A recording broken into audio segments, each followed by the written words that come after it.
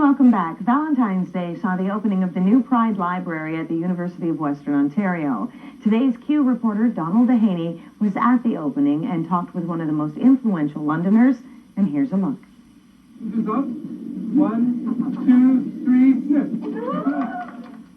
I'm standing at the Pride Library at UWO, the only library of its kind in the university in Canada. How appropriate that I interview Richard Hudler at its grand opening. For London's 150th birthday, the London Free Press chose 150 people who define London. Hudler, defender of human rights, was 143rd on that list. I think there were a lot of trailblazers before me, but that's kind of made it a little even easier for me. But certainly I'd like to think that I helped things along as well.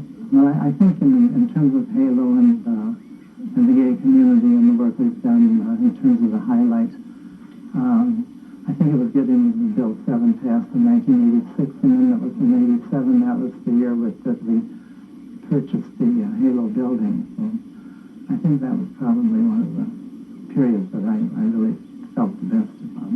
And the archives, Vern Hearn had done a good job. He pointed them out to me. I mean, there were a bunch of dusty boxes hidden in the corner of them, but they'd still been there all those years because I didn't really get involved until 1978. And Halo had been going really since practically 1970. So that's that 8 years that the archives were pretty well preserved. We didn't have all the newsletters. I remember I went back to the archives in Toronto where they had copies of them and copied them to make sure that we had a complete set. I just tried to make sure there was space for them if they were kept up to date. And at Halo, and I tried to make sure that everything, was recorded and that we did, and that there would be the history. And I was a bit distressed after I left Halo that they were remodeling the offices and carting the archives to the dumpster.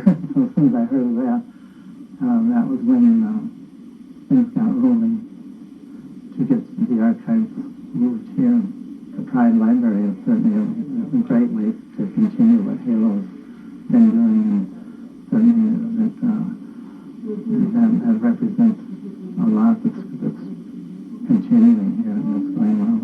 And Halo was really a trailblazer, and it was one of the most successful organizations of its type, and I'm so glad to see that it is being recognized.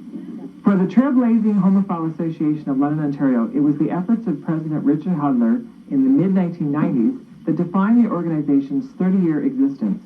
Following Mayor Diane Haskett's refusal to declare a Pride weekend in London in '95, Hudler lodged a complaint with the Ontario Human Rights Tribunal. The tribunal ruled in '97 that City Hall had discriminated against the group and ordered a payment of $10,000 to Hudler, who said at the time, public officials must separate personal beliefs from public responsibilities. Visiting the Pride Library at UWO, you'll discover that Richard Hudler's efforts on behalf of his beloved Halo were not in vain. For today's Londoner, I'm Donald Dehaney. Donald, thank you very much. Now joining me in studio